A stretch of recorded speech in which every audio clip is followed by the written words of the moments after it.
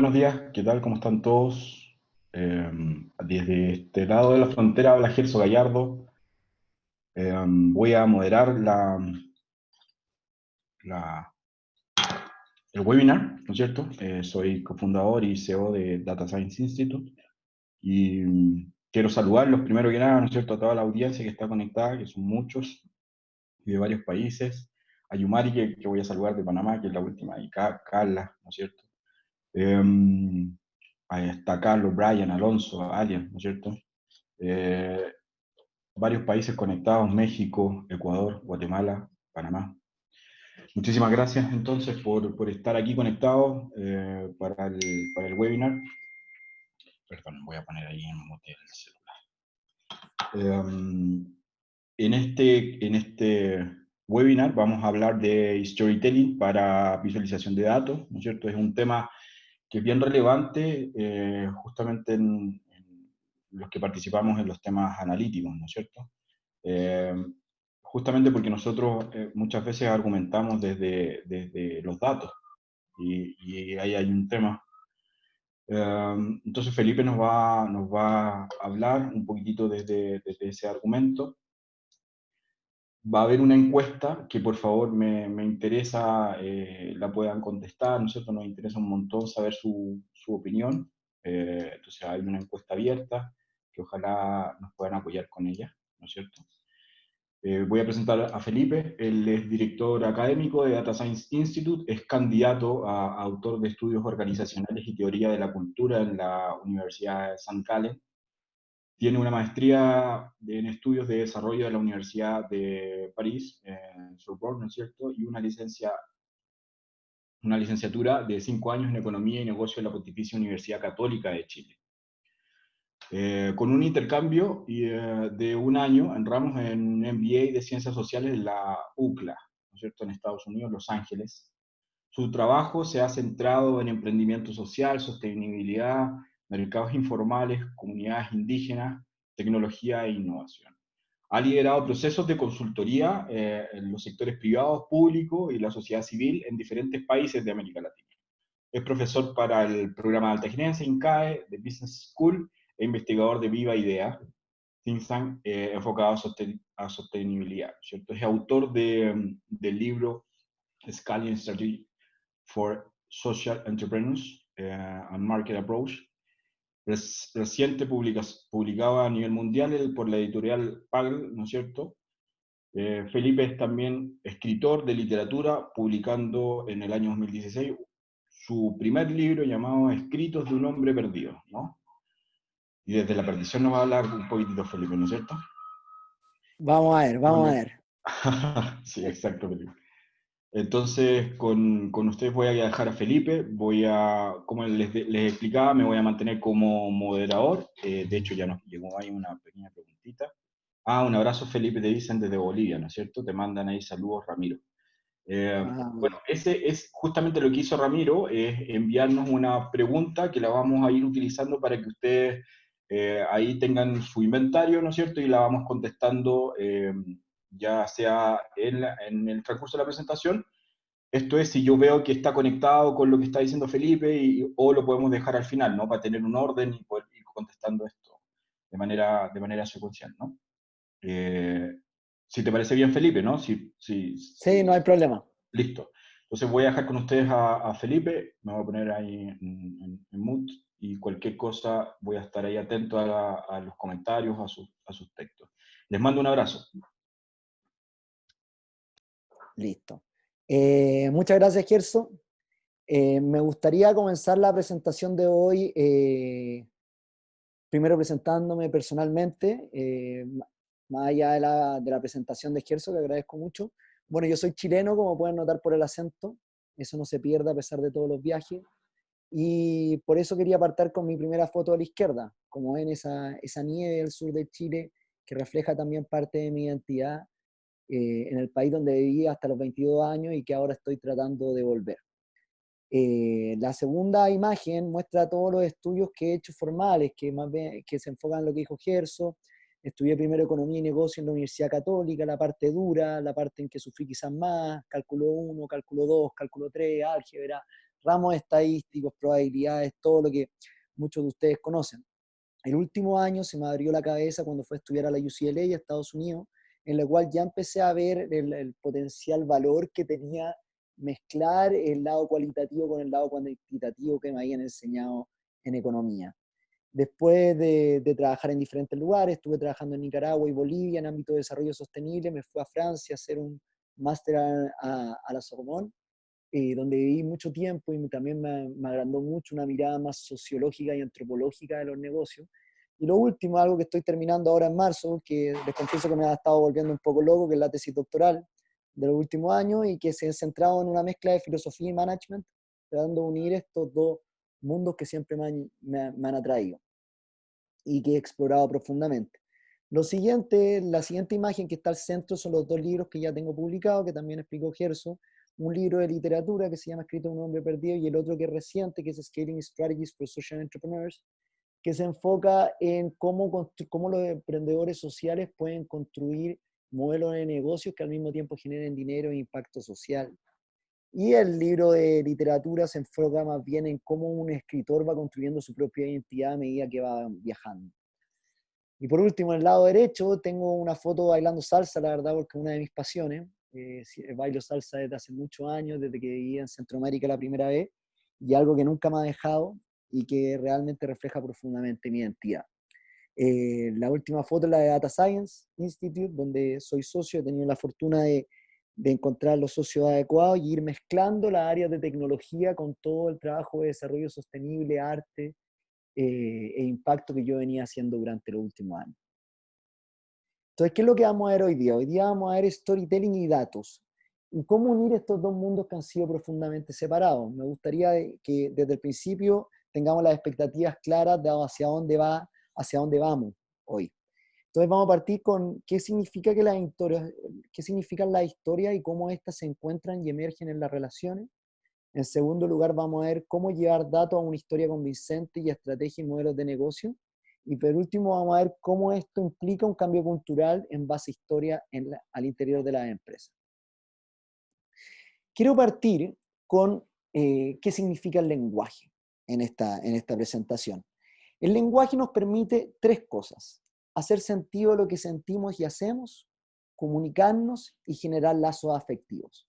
Es decir, el lenguaje se encuentra en el espacio relacional con los otros. No existe lenguaje si no existe un otro. Entonces, al final, lo que hacen hacer el lenguaje son las relaciones que yo soy capaz de generar y eso va construyendo mi propia identidad.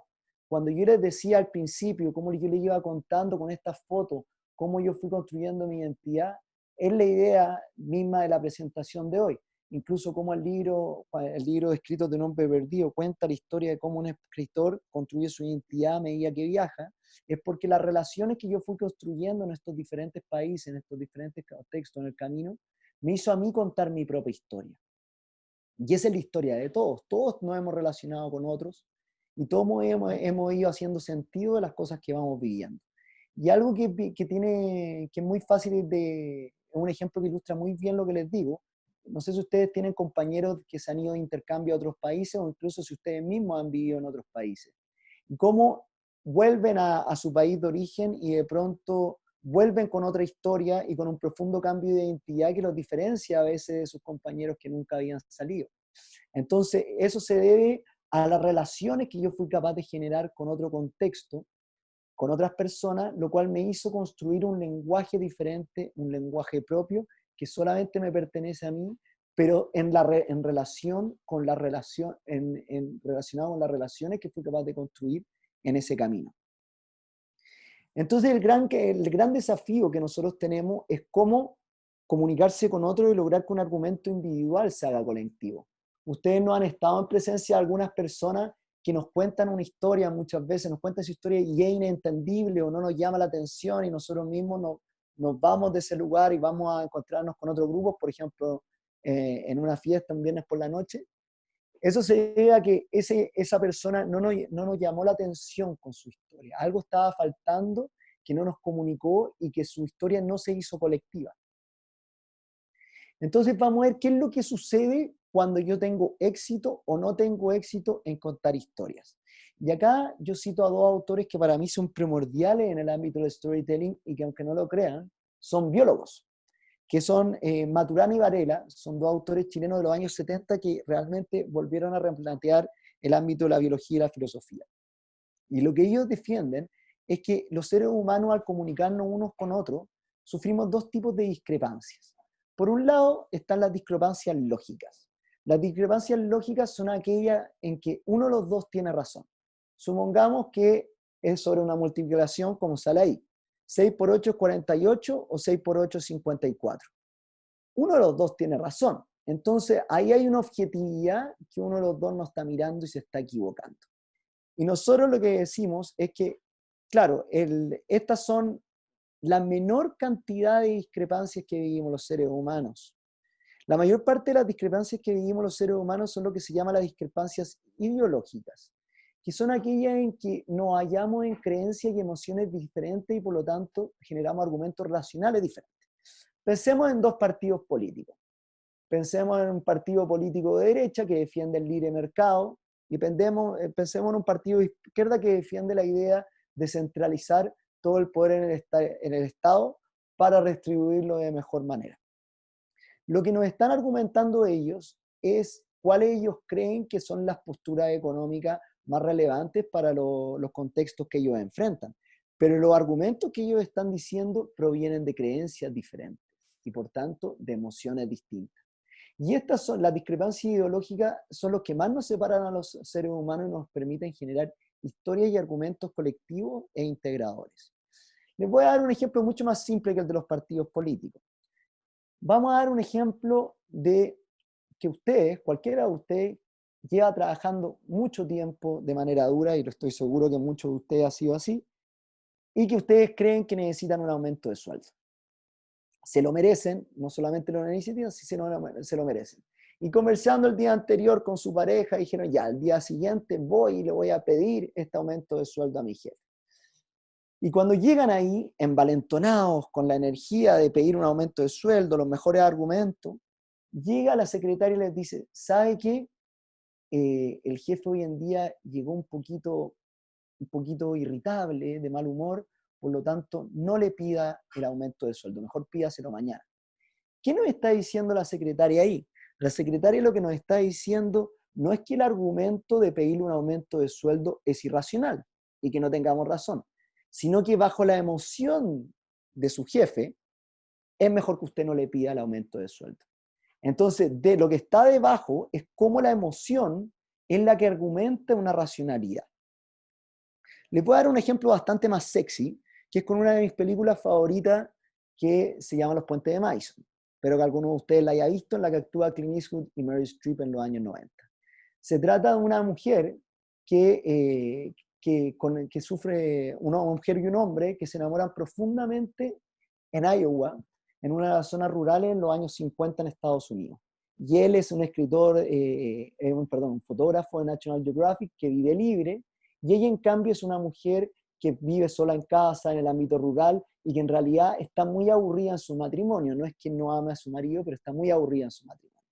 Entonces la primera foto, a la izquierda abajo, muestra a Meryl Streep cuando se va a su familia, que se va en un viaje de una semana, y ella está con esa cara, si ustedes ven, de aburrimiento, un poco de desolación frente a la vida.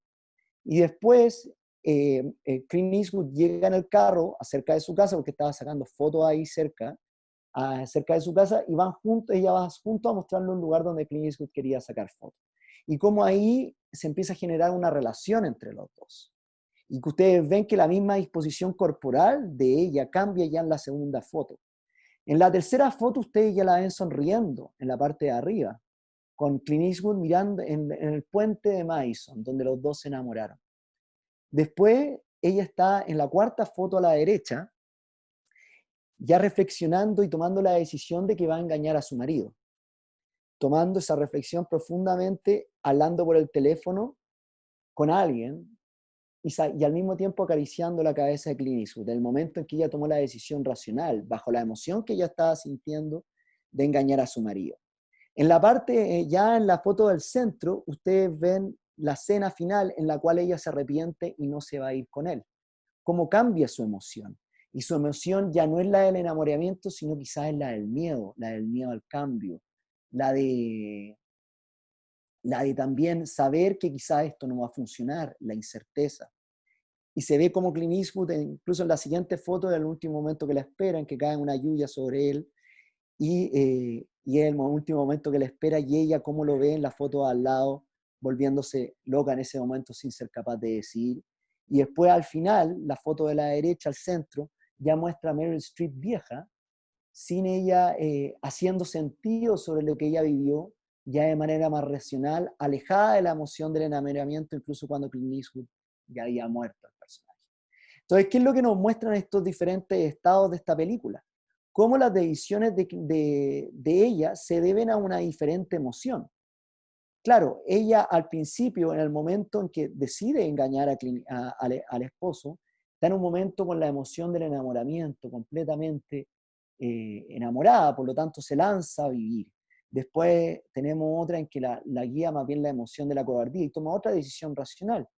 Y después tenemos al final en la vejez cuando parecemos hacer solamente sentido y estamos alejados de la emoción del amor, en este caso para Meryl Streep. Entonces vemos como sus decisiones fueron un entrelazamiento entre emoción y razón. Entonces los seres humanos, la experiencia humana se basa en este entrelazamiento. Nosotros creemos, lamentablemente, los últimos 200 años han hecho muy bien y muy mal al conocimiento humano, en el cual creemos que las emociones son solo un sentimiento, cuando obviamente son un sentimiento, pero son un sentimiento que se entrelaza con la razón y va construyendo el mundo en torno a eso. Entonces, cuando uno cambia de emoción, cambia de racionalidad. Y de esa manera vamos construyendo nuestra propia vida y nuestra propia identidad. Y cómo las emociones emergen a relacionarnos con otros y cambian en ese vaivén y en ese navegar que tenemos todo a través de las relaciones. ¿Qué quiere decir esto? ¿Cuáles son las implicancias? Hay que olvidarse de una frase que yo escucho mucho en el mundo de la analítica, es, estos son los datos, por lo tanto esto es racional y esto es lo correcto. Ese es un argumento, muchachos y muchachas, que no seduce a nadie. Y no seduce a nadie porque en gran parte no es verdad. Y eso lo vamos a seguir viendo ahora en el transcurso de la presentación. ¿Y por qué es así? Porque toda racionalidad yo la puedo argumentar mejor o peor, y eso lo vamos a ver más adelante a través de la analítica, pero tiene un fundamento emocional. Toda racionalidad se basa en una emoción. Y los sistemas económicos y organizacionales se fondan en diversos campos racionales con diferentes emociones y creencias que los fundamentan. Y las mismas visiones de las empresas se debieran enfocar en cómo generar relaciones que promuevan ciertas emociones para alcanzar los objetivos. ¿Qué mejor ejemplo que el Apple de Steve Jobs? De ya el siglo pasado, el milenio pasado, se podría decir. Si nosotros leemos la edición de Apple, que no la quise traducir, pero dice que Apple está comprometida a traer la mejor experiencia personal computacional a estudiantes, educadores y profesionales creativos y consumidores alrededor del mundo a través de un hardware innovador y ofertas de software e Internet. Para lograr esto, es necesario que todos los empleados de Apple se guíen por emociones tales como la curiosidad, el encuentro, la pasión. Estas emociones son las que finalmente generarán relaciones y lenguajes que construirán el producto deseado. Entonces, si yo no soy capaz de generar una relación entre las personas que trabajan en Apple, lo mismo podríamos decir de Google, relaciones que promuevan esta innovación, este cambiar constante, Apple va a fracasar y va a quebrar. Entonces, al final, lo que es importante es cómo generar relaciones que me permitan llegar a los objetivos. Y más importante que nos encontramos nosotros ahora es que las organizaciones en general no enfrentan la dificultad de esto. La mayor parte de las empresas tienen distintas áreas que poseen diferentes experiencias y relaciones. Por ejemplo, pensemos en una multinacional grande. Cuando el área de finanzas y de costos se ha relacionado con el área de ventas, que se basan en relaciones y emociones profundamente diferentes. El área de costo y de finanzas en general está preocupado que la empresa no quiebre, por lo tanto, lo que más lleva, la emoción que guía a ese departamento es la emoción del miedo.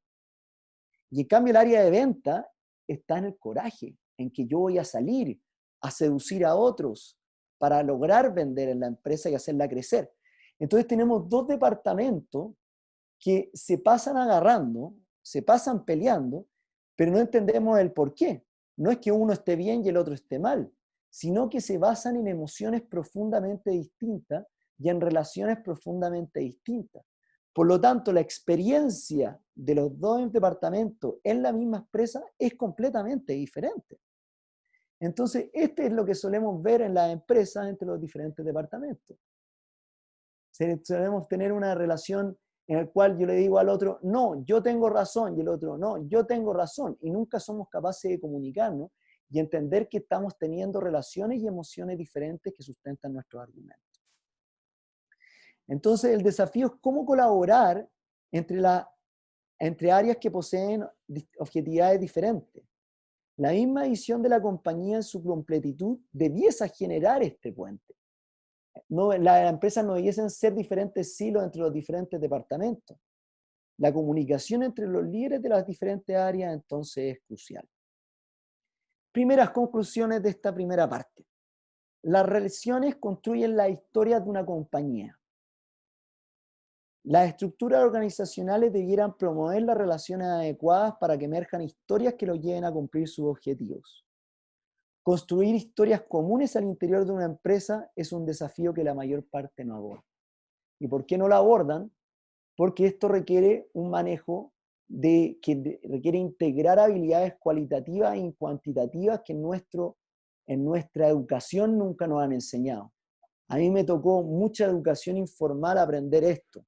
La verdad, si yo me hubiese quedado con lo que me enseñaban en economía y negocio en mi primer grado, nunca hubiese llegado a esta idea. Fue el mezclar filosofía, arte, economía y negocio, lo que me fue permitiendo entender del problema que les estoy hablando ahora.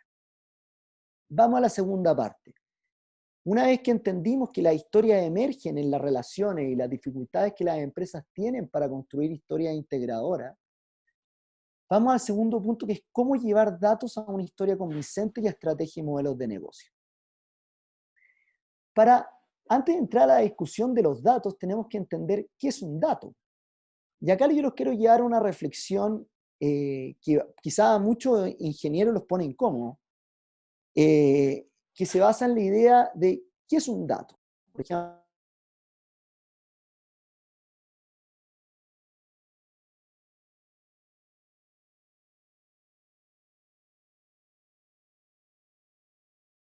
un lenguaje. Pensemos ahí, se está poniendo las escuelas se está poniendo el Canvas. El Canvas es una manera en que nosotros los seres humanos hemos sido capaces de estructurar modelos de negocio de manera que todos los entendamos de la misma manera. Entonces el Canvas no es nada más que una manera de estructurar datos para comunicarnos unos con otros, ¿ya? Y entender, por ejemplo, a una empresa, a un emprendedor, cómo levantar inversión y cómo plasmar su modelo de negocio. En cambio, la EMC cuadrado o este tipo de ecuaciones, o las ecuaciones en general, son llevadas a cabo por matemáticos o físicos para llevar e ilustrar sus propias ideas. Y en cambio, Gabriel García Márquez y los libros es otra manera de llevar el lenguaje al ámbito de las palabras y al ámbito de contar historias, de manera más evidente. Pero ¿qué es lo que nos enfrentamos en realidad? Nos enfrentamos a que existen diferentes tipos de datos y de lenguaje para diferentes grupos y desafíos. Los académicos siempre se les alega que solamente hablan entre ellos y nadie más los entiende. Pero esto lo podemos hablar para otras personas, para otros grupos también. Los matemáticos y Felipe, estadísticos se dedican... ¿Sí? perdóname. Mira, lo que pasa es que en la lámina anterior, si pudiese repetir el concepto porque se fue en silencio tu micrófono y hay algunos chicos que me están diciendo que no pudieron escuchar bien. Entonces, y me parece súper importante el argumento, ¿no? Del lenguaje justamente matemático. Y entonces, si pudiese Perfecto. repetir desde el principio, por favor, Felipe, esa No hay lámina problema. de No hay instrucción. problema, Gerson. Disculpa por eso. No, no hay problema, no hay problema. Lo que pasa es que en general, antes de entrar a la discusión de cómo transformar los datos en una historia convincente, tenemos que entrar a la idea de qué es un dato y cuándo un dato se transforma en lenguaje. Y lo que les digo es que la diferencia entre dato y lenguaje no es tan clara. Y eso lo vamos a ver cómo la máquina analiza patrones de datos. Entonces yo los invito acá a diferenciar estas dos formas de ilustrar datos y ilustrar lenguaje. Primero, como lo hacen los físicos, por ejemplo, los ingenieros, que llevan a todas ecuaciones, y tenemos las personas con un ámbito, con capacidad de narrar historia, como García Márquez, que lo llevan a un libro y a una historia que a todos nos emociona y uno de los mejores bestsellers de la historia. Pero nosotros esto incluso lo podemos llevar a la idea de modelos de negocio. Los modelos de negocio no son también datos o no son también historias y lenguajes que estamos construyendo. Y acá lo llevo a la idea del Canvas.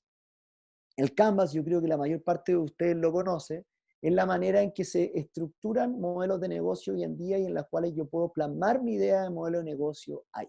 ¿Cuál es mi estrategia? Y esa es una manera en que yo me estoy contando una historia. Y muchas veces la manera que se levanta inversión es que se hace a través de mostrar estos Canvas. Se hace mostrar estos Canvas, los cuales me permiten explicar mejor mi modelo de negocio. Pero el problema que nos enfrentamos es que en general tenemos datos y lenguajes diferentes para diferentes grupos. Tenemos los académicos que en general suelen hablar con los académicos y no quieren de ustedes, por ejemplo, que trabajan en el ámbito empresarial, se ha leído un paper científico. Generan un lenguaje que solamente los académicos pueden entender, la mayor parte. Después los matemáticos y estadísticos también tienen su propio lenguaje. Los artistas tienen su propio lenguaje. Incluso si lo queremos llevar a cabo, a mí que me toca trabajar en diferentes sectores de la economía, yo veo que la gente rica también tiene una disposición corporal y habla de cierta manera, y la gente de escasos recursos también tiene su propia manera de relacionarse. Por ejemplo, si ustedes ven a un rico en una favela, vean cómo se relaciona ese rico ahí. Está completamente descontextualizado. Entonces, aquí ya los quiero llevar. Es que los modelos económicos, políticos, de negocio son hermanos de las novelas y los poemas. No son más que herramientas, palabras e historias que nos permiten hacer sentido del pasado y enfrentar un mañana que nunca sabremos qué nos depara. Esto quiere decir al final que todo es dato, muchachos. Cuando nosotros vamos a la realidad, nosotros nuestro cuerpo está absorbiendo todo como un dato. Una novela es un dato. La realidad completa, un olor es un dato. Todo es un dato para el cuerpo humano. Y yo mismo lo voy procesando. Nosotros en sí somos una máquina perfecta en ese sentido. ¿Cómo vamos procesando diferentes cosas y vamos generando un lenguaje? Yo cuando, por ejemplo, leo un libro, ya eso me cambia, genero otra explicación y otro relato de mi propia persona. Entonces, el problema que existe hoy en día es que existen mundos compuestos de silos que no se comunican entre sí. Y ahora viene el link con la analítica, porque la analítica y el Big Data y el Business Analytics y el Big Data vienen a unir esto, a tratar de facilitar la complejidad y integrar esto en lenguajes estandarizados para empresas.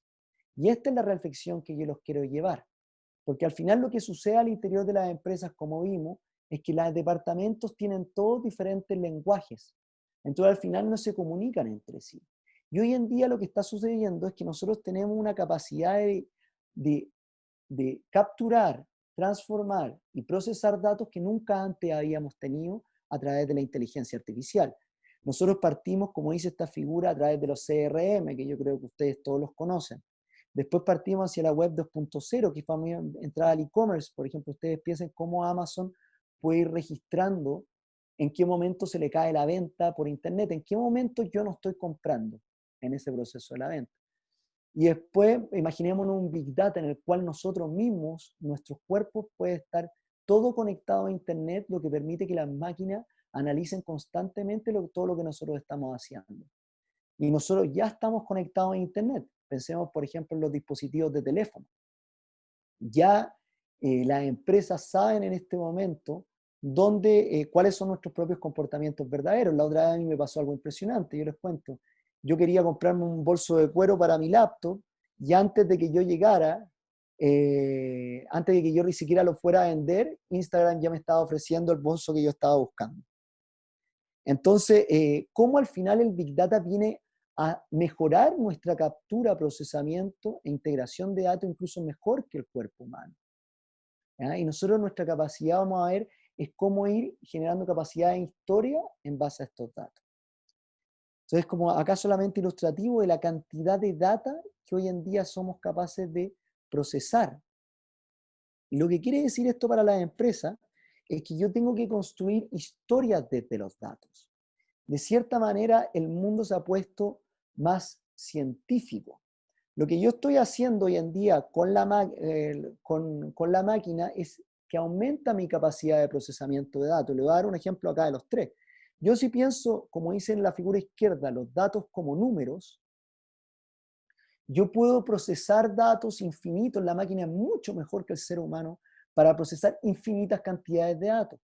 Puedo, por ejemplo, cruzar la cantidad de resultados, de estado de resultados de las empresas mineras de todo el mundo y la máquina me va a decir el patrón de comportamiento de cada una de estas empresas mejor que como yo lo pudiese haber definido. Después yo también le puedo ingresar a la máquina datos mucho más complejos. Por ejemplo, yo le puedo poner todos los modelos de negocio hechos por los emprendedores del último tiempo y comparar cómo piensan los emprendedores latinoamericanos y cómo ilustran su modelo de negocio, y después cómo ilustran su modelo de negocio los norteamericanos y los europeos. Y la máquina puede procesar eso, sí, lo puede procesar. Después tenemos, supongamos que yo quiero que una máquina aprenda a escribir como Pablo Neruda, mejor que Pablo Neruda. Entonces yo lo que voy a hacer a esa máquina es entregarle diferentes tipos de información de cómo los García Márquez, incluso mejores poetas escriben, y la máquina aprende a escribir en ese camino. Entonces al final la máquina hoy en día puede integrar y procesar cualquier tipo de dato. Y entonces, ¿qué nos queda al humano? Nos queda construir historias desde los datos. Si ustedes creen, particularmente los de perfil analítico, que los que les va a diferenciar en el futuro son sus habilidades cuantitativas, están absoluta y profundamente equivocados. Lo que los va a resaltar, una vez que la máquina cada vez está tomando más espacio en el análisis automático y de procesamiento y transformación de datos. Cada vez los humanos nos estamos quedando solamente con el ámbito de construir historia en base a los datos. Y esto es lo que yo les quiero resaltar, porque existe una gran ignorancia en lo que significa el mundo de inteligencia artificial en general. Creemos que la inteligencia artificial nos puede reemplazar en todo, y eso no es así. La máquina es experta en identificar patrones, y como les dije, patrones de todo tipo de datos. De todo tipo de datos. Voy a darle un ejemplo súper de negocio. Hoy en día los supermercados pueden ser verdaderas máquinas de transformación de datos, en las cuales yo puedo ver qué pasillos son los que más están visitando, cuánto tiempo visitan cada producto las personas, por qué no compran o si compran, si dudan enfrente de la góndola o no dudan enfrente de la góndola, y así yo puedo ir generando pasillos que son, le puedo decir los pasillos más hot, por ejemplo, aquellos en los cuales yo los voy a vender más caro, aquellos pasillos en los cuales más jóvenes, y yo ya no es un argumento de intuición, es un argumento en base a los datos que yo voy analizando. Y esto porque hoy en día la inteligencia artificial, por ejemplo, me permite hasta definir solamente con una foto los ojos, la edad y el género y la expresión de una persona. Entonces hoy en día nos enfrentamos realmente a un procesamiento de datos jamás impensado. Por eso yo los invito a pensar en datos no en forma de números, en forma de realidad, en forma de cualquier cosa. En este caso, los datos son su cara para el supermercado, son sus movimientos. Cualquier tipo de cosa puede ser un dato hoy en día para la máquina. Pensemos otro caso. Nosotros trabajamos en un caso para definir la burbuja inmobiliaria de Perú. Y antes habían los mismos diarios, eran los que avisaban y decían, cuidado, hay burbuja inmobiliaria, hay burbuja inmobiliaria. Y nosotros lo que hicimos fue a través de un scrapping de internet, ver los precios que habían en diferentes zonas y ver si realmente había una burbuja inmobiliaria. Y nosotros lo que vimos es que obviamente en la costa es más común la alza de precios, por lo tanto no se puede considerar una alza inmobiliaria, pero ya más lejos de la costa sí se podía considerar una posible burbuja inmobiliaria. Entonces nosotros llevamos al Estado a trabajar solamente ahí. Y por último tenemos también cómo los datos me permiten ver la eficiencia de las empresas. Yo puedo ver cómo se comportan las grúas de las mineras para los chilenos que vienen de minería alrededor del mundo y puedo compararlas unas con otras y ver la eficiencia de ellas y ver qué movimientos están haciendo mal. Por ejemplo, quizás los conductores no están haciendo el camino adecuado en comparación a otras mineras. miles de cosas. Lo importante acá es que ustedes imaginen el dato y el procesamiento de datos de las máquinas inigualable, mucho mejor que nosotros. Nosotros no tenemos nada que hacer ahí. Pensemos más allá en la captura y procesamiento de datos. Uber está en el negocio de los datos, Walmart también, y las compañías de teléfono también. Los tres son diferentes capturas y procesamiento de datos. Uber está yendo hacia un auto como capturador de datos, Walmart hacia un supermercado como capturador de datos, y los teléfonos siguiéndonos todo el tiempo. Pero ¿qué es lo que no hace la máquina? La máquina no construye estrategias ni interpreta datos para experimentar el presente ni enfrentar el futuro. Eso es lo que tenemos que tener claro. Y ahí es donde nosotros tenemos que competir y ahí es donde entramos en el ámbito de construir historias en base a datos. Volvemos a este escrito que yo les comenté que va a salir publicado pronto. Que modelos económicos, políticos, de negocios son hermanos de las novelas y poemas. Herramientas, palabras, historias que nos permiten hacer sentido del pasado y enfrentar un mañana que nunca sabremos que nos depara. Es decir, los datos no son distintos a las novelas, más bien es cómo nosotros le damos a esos datos un carácter seductor y le damos un formato de historia que nos permita que lo que nos entrega la máquina marcar la diferencia, porque la máquina no va a tomar la decisión por nosotros. Nosotros vamos a tomar la decisión por la máquina. Y ahí es donde nosotros vemos que gran parte de los gerentes que no están metidos en el ámbito de la analítica creen que todo esto es técnico. No, todo esto no es técnico. Lo técnico, yo te diría que es lo más fácil. Lo difícil es entrar en el ámbito de la gestión y el storytelling y de construir historias en base a datos. Les voy a dar un caso muy simple. Vamos a ver el tema del cambio climático respecto a un Twitter que recientemente hizo nuestro amigo Donald Trump, referente a que el calentamiento global dice es muy caro y es un bullshit, es una mentira, que tiene que terminar. Nuestro planeta en realidad está congelándose. Imagínense el argumento que él hace. ¿Y cómo le rebaten otros? Voy a partir con Al Gore. Al Gore es un político, por lo tanto, a pesar de que su argumento es bastante emocional, su argumento es bastante científico. Y él le dice a Donald Trump, no, señor Donald Trump, eso no es así. La ciencia nos dice otra cosa. Yo puedo entender que alguien como Al Gore diga eso. La verdad es un político, tiene que tener una apariencia seria, relacionado con científicos.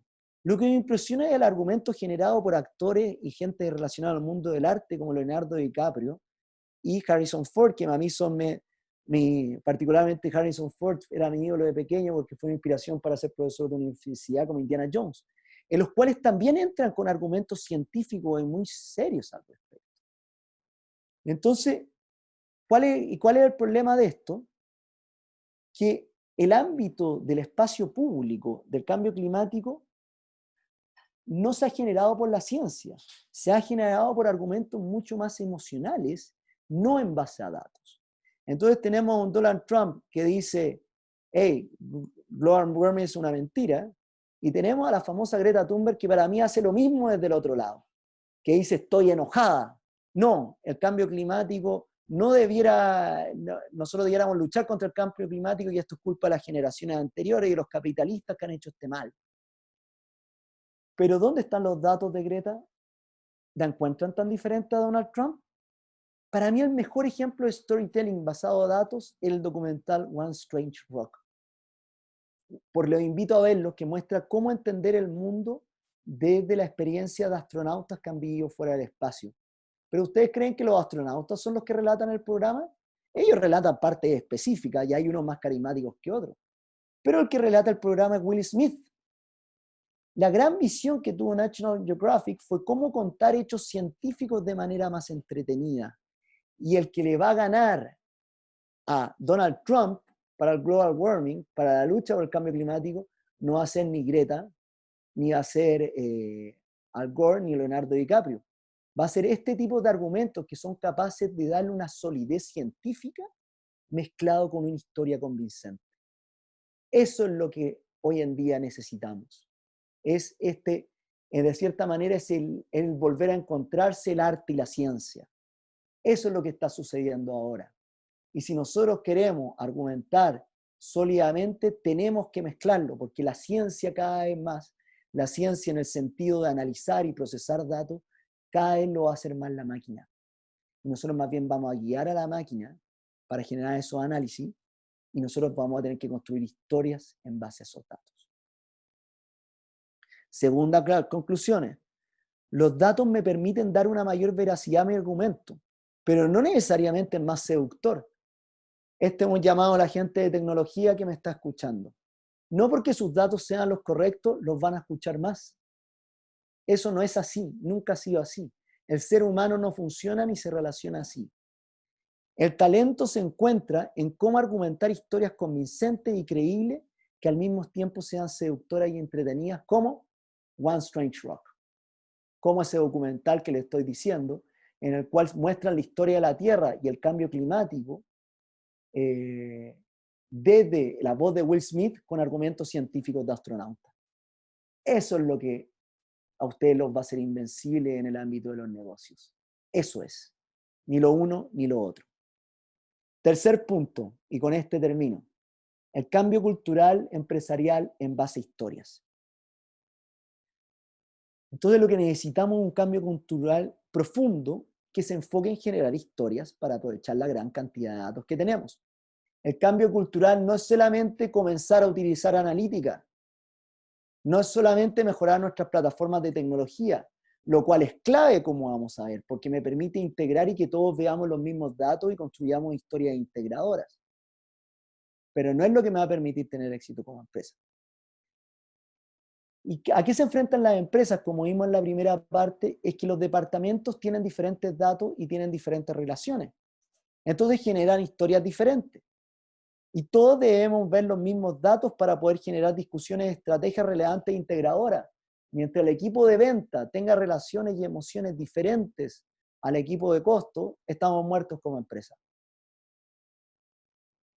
Y acá es donde la analítica entra. Porque la analítica entra a mejorar nuestra captura y procesamiento de datos en información, para que nosotros podamos contar historias en base a los mismos datos y contar historias integradoras en base a las mismas relaciones. Y podamos construir un cambio integrador al interior de la empresa que nos permita vender y que al mismo tiempo nos permita que no quiebre. Las plataformas de analítica vienen a hacer que nos integremos mejor con nuestros contextos para entenderlos mejor y generar mejores historias que nos permitan relacionarnos entre nosotros. Y quiero terminar con un ejemplo específico respecto a algo que yo creo que la mayor parte de ustedes ha vivido. No se fijen en los detalles, fíjense en que solamente en la última línea, en la cual la ganancia de la empresa, de las ventas de la empresa, bajaron ostensiblemente de un año a otro. Yo esto, dependiendo del storytelling que genere, lo puedo mostrar como un triunfo o como un error. Si yo soy capaz de construir, si yo construyo un storytelling estilo Trump, en el cual sin ningún argumento de datos yo digo, no, esto fue el mercado, esto fue por la crisis, esto fue por diferentes razones y no es culpa mía.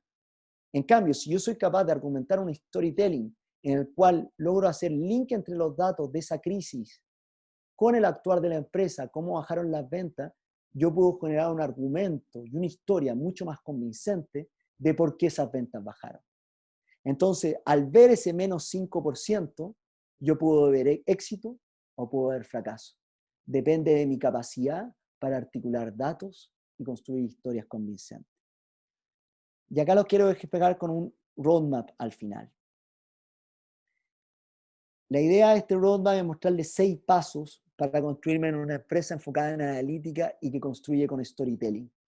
Les voy a enfocar 2 etapas nomás. Para llegar a trabajar a nivel prenatal e infante, yo necesito primero tener plataformas estandarizadas de datos que me permitan que los diferentes departamentos crean en los datos que vemos y que todos nos estemos relacionando con el mismo mundo y que estemos viendo los mismos datos. Y en la segunda parte, para cruzar el abismo, la empresa debe generar inteligencia en los datos para entregar información relevante para tomar decisiones estratégicas y construir historias integradoras e innovadoras. Si no, las historias que voy a construir me van a llevar solamente a la lucha. Solamente yo siendo consciente de que las historias vienen de relaciones y emociones diferentes, es que yo voy a poder construir storytellings en base a datos mucho más creíbles y seductores. Y los dejo con una frase de este libro que publiqué hace años. ¿Cómo saber si el mundo es tal si son mis ojos los únicos que lo dicen? Muchas gracias.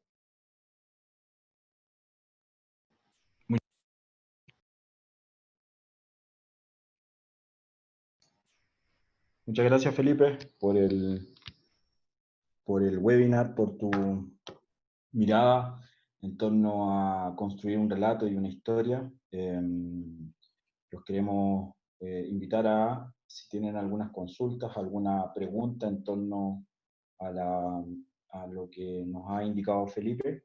Me gustaría cerrar un poquitito el tema y englobar lo que nos ha comentado Felipe, ¿no? O sea, dado que nosotros estamos muy relacionados a analítica y somos un poquitito cuadrados, en general pasa que argumentamos desde los datos, ¿no es cierto? O sea, desde el número, porque el número habla por sí solo, como tú decías, Felipe. Pero lo que uno tendría que hacer es argumentar desde las emociones. Y para eso se requiere algo que hemos conversado un montón y yo lo he visto como en clase y todo, empatía, ¿no? Ya, entonces, ¿cómo de alguna forma eh, empatizamos con nuestra audiencia? ¿Y cómo nos conectamos con nuestra audiencia para crear un relato convincente? Porque el relato convincente no va a ser a través del dato, sino que va a ser a través de conectarme con una emoción. Y tú en algunas oportunidades, Felipe, hablaste de Coca-Cola, incluso a mí me gustaría ver el ejemplo de Red Bull, ¿no?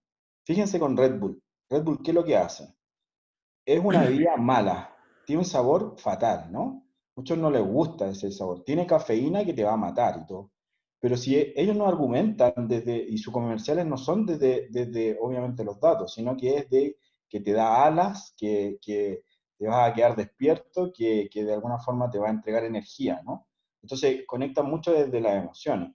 Lo estamos hablando desde el punto de vista del marketing, que me gusta mucho comentar el tema del marketing, pero cuando estoy en el tema de los negocios, y cuando estoy elaborando un dashboard o quiero mostrar que las cifras están al alza o están a la baja, mi argumento no tiene que ser a través del dato.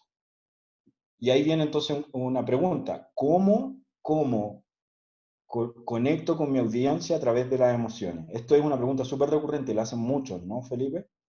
Entonces, ¿cómo elaboro, cuál es el paso, ¿no?, que yo debo construir? Yo sé que obviamente esto es casi arte, ¿no? Porque va a depender mucho de qué jefe tengo, de si tengo un jefe analítico o tengo un jefe muy emocional, ¿no? Pero me gustaría como que tú nos guiaras en torno a cómo establezco entonces una conexión con emociones, ¿no? Y intento elaborar un relato. Mientras yo ahí voy a bosquejar las preguntas que nos están elaborando. Felipe. Mira, esto es muy simple. La verdad, yo creo que primero hay que salir del prejuicio que tiene la gente cuantitativa de que el número es lo que permite relacionarme con el otro. El número no es lo que me permite relacionarme. Lo que me permite relacionarme es la historia. No importa el número que exista, el número es algo mucho más subjetivo de lo que nosotros pensamos. Lo que les vuelvo a decir, cuando nosotros vimos que el estado de resultado era negativo, dependiendo de la historia que yo soy capaz de argumentar en base a datos, ese número negativo en las ventas puede ser positivo o negativo. Entonces, el gran desafío del siglo XXI es cómo nosotros mismos nos construimos como profesionales que sean capaces de entender el mundo cuantitativo y también el mundo cualitativo. Y este va no solamente yo creo, Gerso, cuando decía si mi audiencia es más cuantitativa, si mi audiencia, yo creo que lo principal acá es primero tener claro el argumento que tú quieres defender. Y después ver cómo la audiencia, cómo tú conectas con la audiencia. Y yo te diría que yo lo llevaría al revés, en el sentido de que yo tengo que tener claro el argumento que voy a defender. Porque si yo me baso en lo que el otro ya predispone a decirme, por ejemplo, un director de tecnología que va a entrar que el dato es lo importante, si yo le digo que, oye, los datos en realidad nadie los está ocupando, es por algo, quiere decir que esos datos no están generando valor. ¿Por qué? Porque lo que le da valor es la capacidad que tiene el director de tecnología que esos datos se transformen en historias. Entonces, lamentablemente, particularmente en América Latina, tenemos directores de tecnología que solamente saben de tecnología y que no saben nada de cómo generar analítica e historia en base a esa analítica de datos. Perfecto, Felipe. Gracias. Mira, voy a empezar con algunas preguntas, son varias, pero la de Pablo, él nos indica que, te la voy a leer textual y voy a tratar de enfocar el tema, ¿no? ¿Qué opinas de que el desarrollo de las plataformas de datos o quienes confeccionan los análisis debiesen existir en un departamento o área independiente? O sea, entre paréntesis dice fuera de ventas, fuera de finanzas, ¿no es cierto? Y transversal a la compañía. Esto habla de lo que habíamos indicado, ¿no? Que esto tendría que ser multidisciplinario, ¿no? O sea, ah, entonces, ¿cómo enlazamos eso, no? Pablo ahí tiene como ese Sí. cuestionamiento. Ujú, sí. Mira, lo principal es, más que haya un data mart o un data warehouse, un data mart por departamento, un data warehouse para toda la empresa, yo diría que la reflexión es cómo ellos se conectan unos con otros. Muchas empresas optan por los data marts por un tema de que son más baratos que un data warehouse y se demora menos en construir data mart por departamento y se enfocan más bien en llevar al data warehouse a los datos que van a conversar entre sí. Y esa yo te diría que, o sea, lo que tú planteas como dos estrategias contrarias no son contrarias, pueden haber muchas intermedias. Yo soy más tendiente a la idea de construir data marts con la idea de después llevar al data warehouse aquellos datos que conversen entre sí. Entonces, con eso tú le dices a Pablo que la idea es que se genere conocimiento independiente, ¿no es cierto? Por lo tanto, descentralizado y que después se centralice. Claro, porque eso es Sí, lo que me en va a realidad permitir, eso va a depender mucho de la madurez de las compañías, ¿no es cierto? va a depender de la madurez de las compañías, pero lo importante es generar una relación entre los Sí, departamentos. tienes razón. Claro. Que si es a través de Data Warehouse o si es a través de Data Mart, depende de cada empresa. Lo que nos importa a nosotros es que se genere una relación con los departamentos en base a los datos, una discusión estratégica para construir historias integradoras. Sí. Otra pregunta de Ricardo, ¿no es cierto? Nos indica, bueno, te agradezco por la charla, excelente. Dice, ¿cómo hacer si los consultores no son especialistas en todos los negocios en donde se implementa BI para contar historias? Sí, Para yo contar creo que historias, ¿sería necesario un experto en el negocio? ¿Qué opinas de eso? Wow, es una pregunta heavy porque en realidad muchos que somos desde este punto analítico, ¿no es cierto? Nos cuesta mucho conectar desde la emoción, entonces somos súper malos vendedores, ¿no? Y somos súper malos vendedores de nuestros propios trabajos. Entonces, claro, ahí hay un tema, ¿no? Que nos indica Ricardo. ¿Qué opinas ahí, Felipe? yo creo mucho en los equipos interdisciplinarios. La verdad, yo creo que ustedes es entender bien cuál es el valor que ustedes le entregan al equipo que tienen o que forman parte y ver desde ahí el valor que pueden generar. Si ustedes creen que ustedes no pueden desarrollar el área de storytelling, tiene que haber alguien en su equipo, si ustedes son el jefe o le dicen a su jefe, tiene que haber alguien que maneje el arte del storytelling en base a datos en su equipo de tecnología o por lo menos al interior de la empresa. Porque acá tenemos dos tipos de estrategias, como digo. Una es buscar a esta persona que sea capaz de integrarlo, que ojalá ustedes lo vean como una oportunidad para ustedes de decir, oye, quizás mi máster o mi próxima capacitación no la tengo que hacer en más modelos estadísticos descriptivos, sino que quizás lo tengo que hacer en integrar negocio y habilidades de storytelling para ya mi habilidad cuantitativa. Eso por un lado, aunque no sean los mejores, les va a permitir interactuar mejor con la persona del mundo de negocio. Eso por un lado, y la otra es generar equipos interdisciplinarios en los cuales tengo diferentes personas con diferentes expertise. Súper, Felipe. Perdona que te tantas preguntas, pero lo que pasa es que la audiencia está comentando. La última, ¿ya? Prometo hacer la última. Dale. Alguien, ¿no es cierto?, nos comenta sobre este desarrollo que se ha hecho. También la voy a leer textual para que después la comentemos, ¿no? Tengo una consulta, Felipe. Nos enfocamos ahora en inteligencia artificial, data science, como dice, y en este caso storytelling, por lo que los latinos ¿sí?, nos enfocamos en usar tecnología y no en crearlas. O sea, lo tiene como pregunta, ¿y no en crearlas? Por qué no hay storytelling del desarrollo de la informática IA o data science y le dejamos espacio a norteamericanos y asiáticos a crear todo, ¿no es cierto? Y te agradece ahí, Felipe, ¿no? Oh, Entonces, no, Ajá, Sí, sí, hemos es comentado que eso, ¿no? sí, Como, es una pregunta que me apasiona bastante. Yo creo que no es un problema solamente en el ámbito de tecnología, yo te diría que en el ámbito creativo en general. En América Latina solemos importar soluciones de todo tipo. Llega alguien de Harvard y le creemos todo. Llega cualquier persona afuera, yo les voy a comentar, yo que he estudiado en Estados Unidos y en Europa, yo doblé la cantidad que ganaba solamente por donde estudié, ni siquiera nadie me preguntó qué había estudiado. Ya solo hecho de yo haber estudiado en Francia, en Estados Unidos y en Suiza, ya marcó diferente imaginario acá en América Latina de que yo era, nadie me preguntó lo que hacía. O sea, ajá, me ha parecido insólito, o sea, eso. sí, Entonces, al final, yo creo que tenemos que, mi lucha, la verdad, es ir hacia una América Latina más creativa, tanto en el ámbito de la tecnología, como en el ámbito del arte, como en el ámbito de los negocios, en el cual busquemos nuestras propias maneras de encontrar las soluciones a nuestros propios contextos. Incluso el libro que publiqué con Palgrave se enfoca particularmente en eso, en cómo el generar modelos de negocio en contextos de pobreza como los nuestros conlleva diferentes modelos y diferentes maneras de pensar en cómo construir estrategias de negocio. Entonces, realmente tú vas al core, creo que eso da para un largo café o para un curso de una ajá, semana, sí, así que, pero completamente en línea con lo que hice. sí. Les agradezco un montón las preguntas y como ya les dije, va a haber un cuestionario que por favor me encantaría ahí como tener su opinión. Marco me pregunta a mí si va a estar en Ecuador la próxima semana. Claro, en eso estamos intentando ahí como ir a Ecuador, así que me encantaría estar allá con Isabel, ¿no es cierto? Que también está ahí empujando varios temas. Y Raúl, que te felicita también Felipe por la charla, ¿no es cierto? Y por dar este contexto de este análisis en frío que en general todos los gerentes hacen, pero se olvidan mucho de los temas emocionales, ¿no es cierto?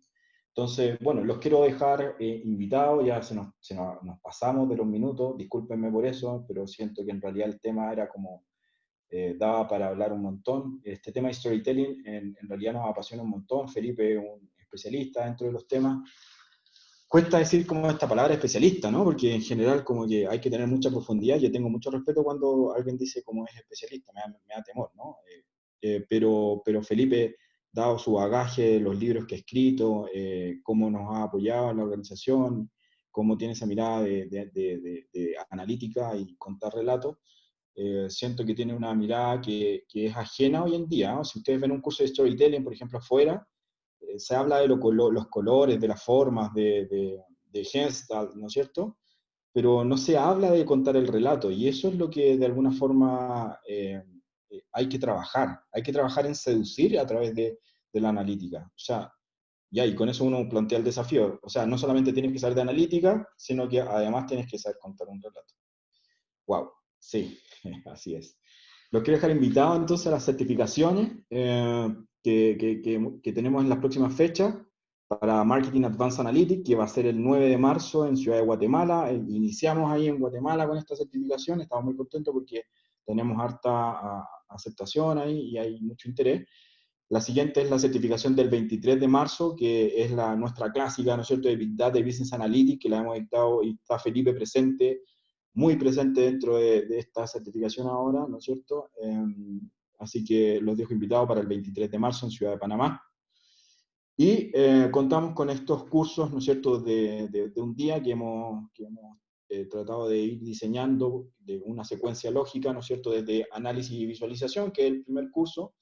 En México, fíjense las fechas, ¿no es cierto? En Guatemala, en Panamá. Y abrimos una nueva, aquí también a pedido de mucha gente que quiere ir los sábados, porque está muy ocupado de lunes a viernes. Abrimos en Ciudad de México, que nos ha ido súper bien también. Estoy muy agradecido ahí con Ana y con Alejandro. Eh, Abrimos un día sábado, el 22 de febrero, ¿no? Power BI y DAX, que es la forma de comunicarse con este software, ¿no es cierto? Hay que saber un poquito del lenguaje DAX. También ahí hay algunas fechas, ¿no es cierto?, en México, en Guatemala, en Panamá, y también, como les comentaba, abrimos una fecha el día sábado. Y ART dentro de Power BI, ¿no es cierto?, que también ahí explotamos un poquitito el Advanced Analytics. En México y en Panamá tenemos dos fechas, ¿no es cierto? De hecho, me equivoqué ahí del 31 de enero.